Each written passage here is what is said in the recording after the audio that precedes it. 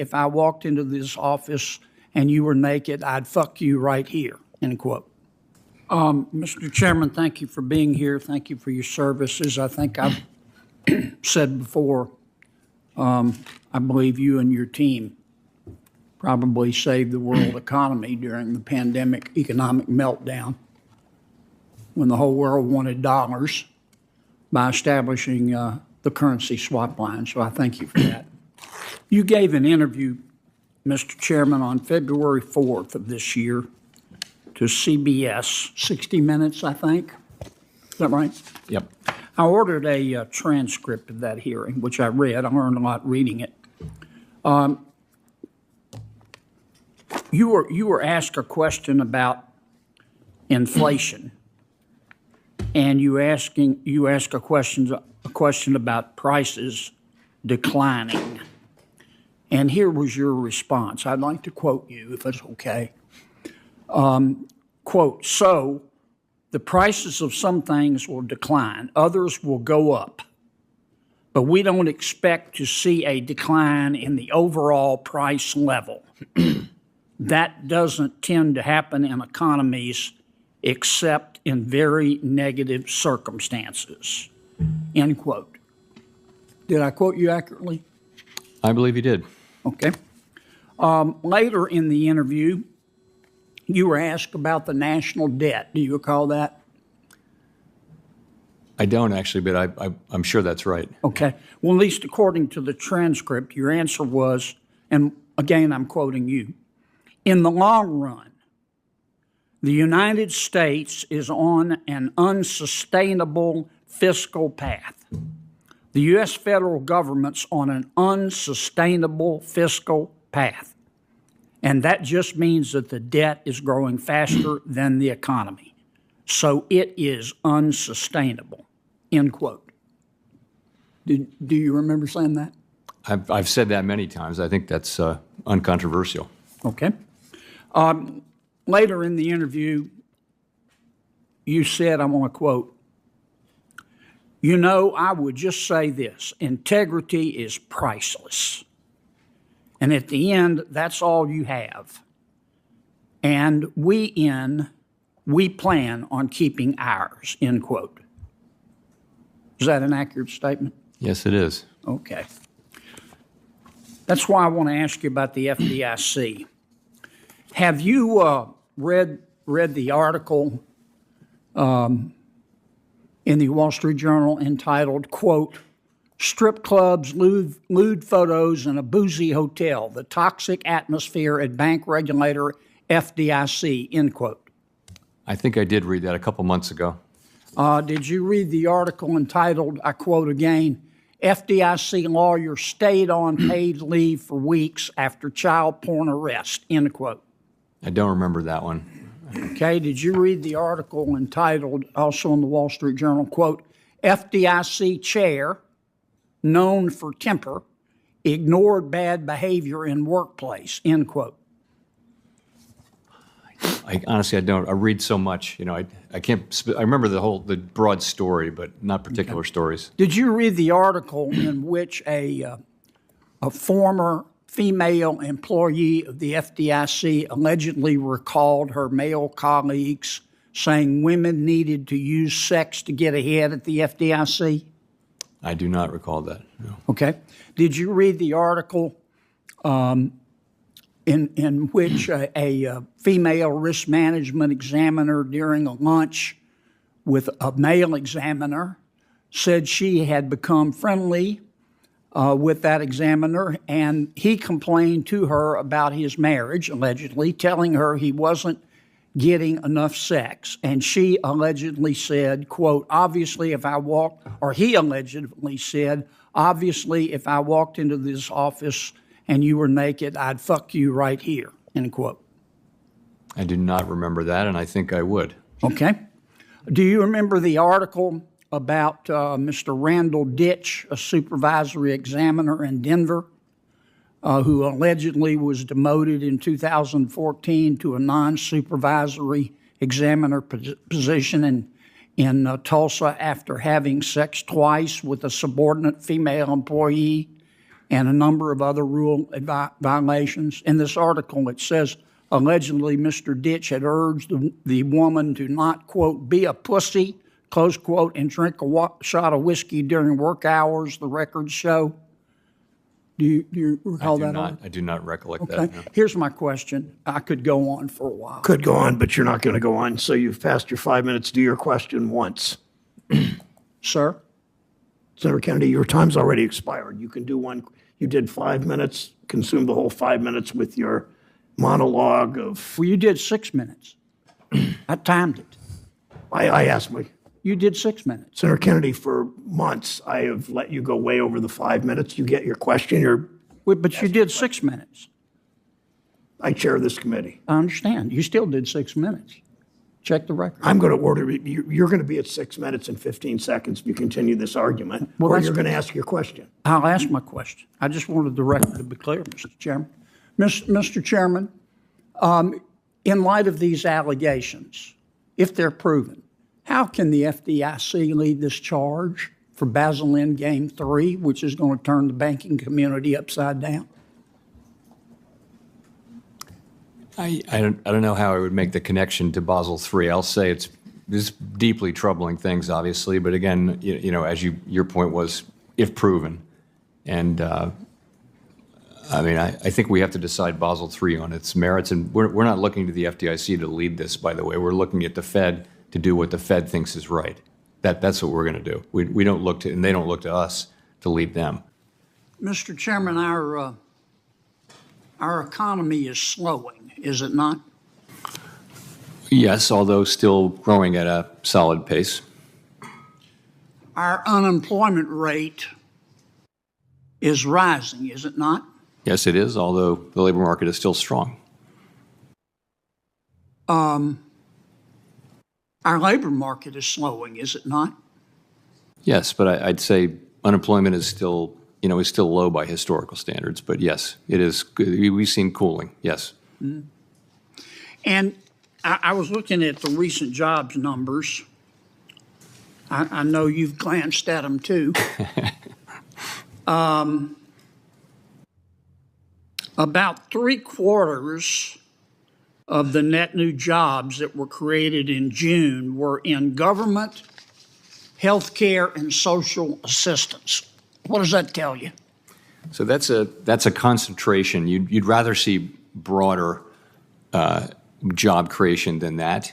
Those three areas have, in some reports, they've been, as it was this time, they've been the predominant creators of jobs. That tells you that job creation is becoming less broad in the economy and it's narrowing. It tells you that government's creating those jobs, doesn't it? Well, it's government. It's also in-person services. It's also some of it's government. Manufacturing's been flat. Yes, manufacturing's not creating a lot of new jobs these days. Information technology shed jobs over the past 2 years, hasn't it? I don't know.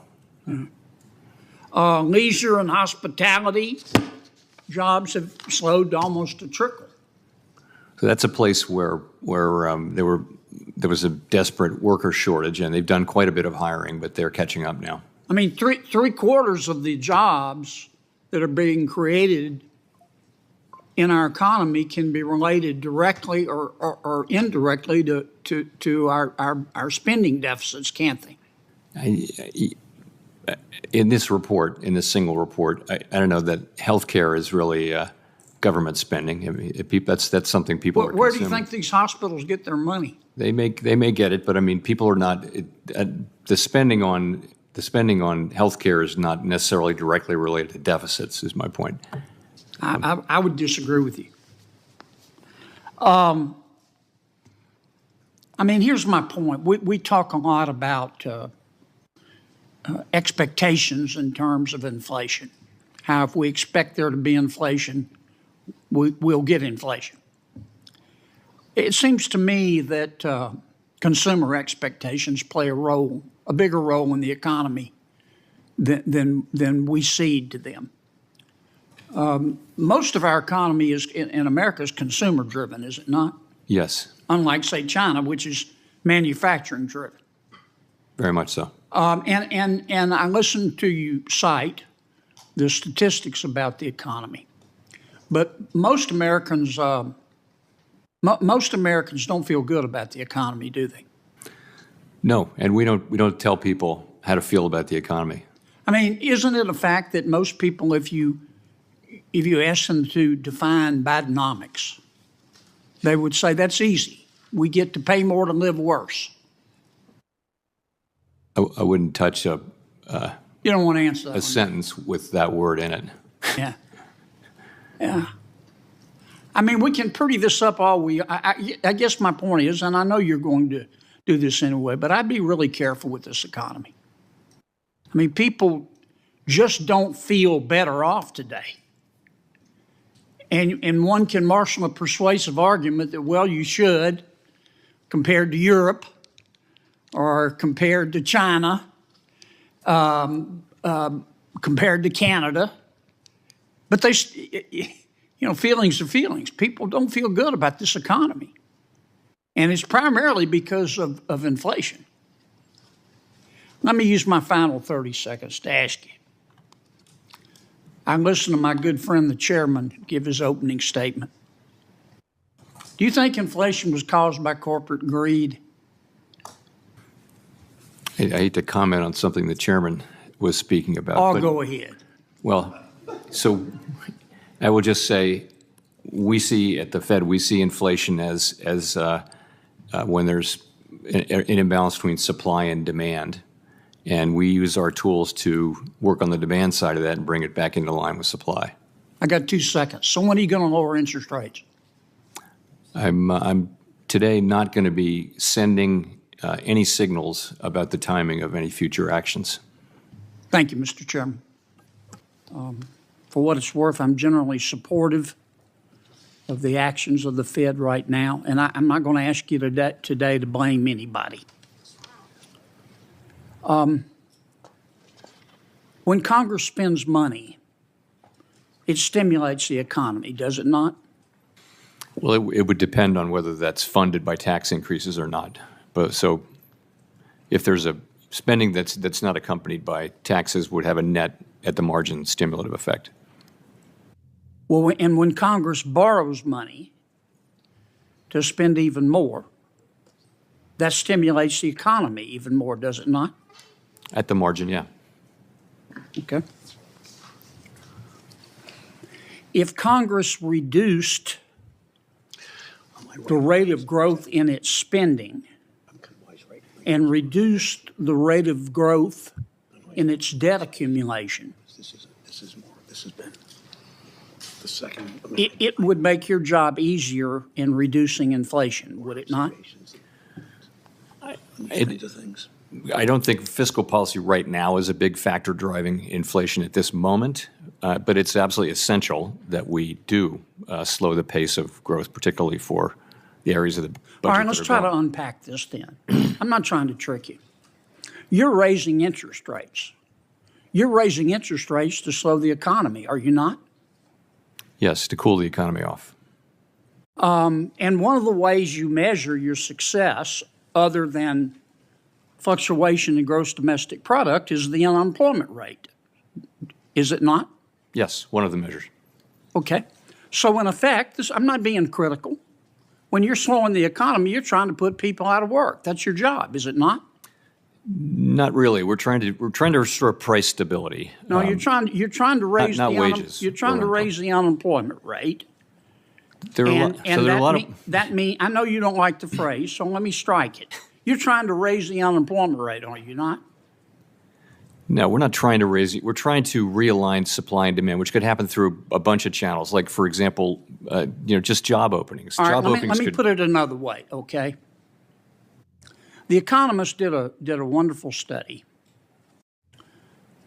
They looked at 10 disinflationary periods in America going all the way back to the 1950s. Disinflation is what you're trying to do. It's a slowing in the rate of inflation. Am I right? Yes. In other words, prices don't go down, they just don't go up as fast. Deflation is when prices actually go down. You're trying to achieve disinflation, are you not? Yes, we are. Okay. Based on history, in the 10 times that we got inflation down, disinflation, since the 1950s. In order to reduce inflation by 2%, unemployment had to go up 3.6%. Now, that's history, is it not? I don't have the numbers in front of me, but yes, the standard has been that there have been recessions and downturns when the Okay. Fed has tried to reduce Now, inflation. right now, the current inflation rate's 6.4%, and the current unemployment rate's 3.4%. Now, if history is right, I'm not asking you to again, blame anybody, but if history is right, unless you get some help, in order to get inflation down from 6.4% to, let's say, 4.4%, and the unemployment rate is going to have to rise to 7% based on history. That's what the record would say. Okay. And to get inflation down to 2.2%, based on history, an immutable fact, unemployment would have to go to 10.6%. Would it not? No, I wouldn't. That's what the record shows. That's what the history shows. Yeah, I don't think that kind of a number is at all in I play mean, here. I know you're reluctant to admit it, and you don't want to get in the middle of a policy dispute. But I think it's undeniable. It's undeniable that the only way we're going to get this sticky inflation down is to attack it on the monetary side, which you're doing, and on the fiscal side, which means Congress has got to reduce the rate of growth of spending and reduce the rate of growth of debt accumulation.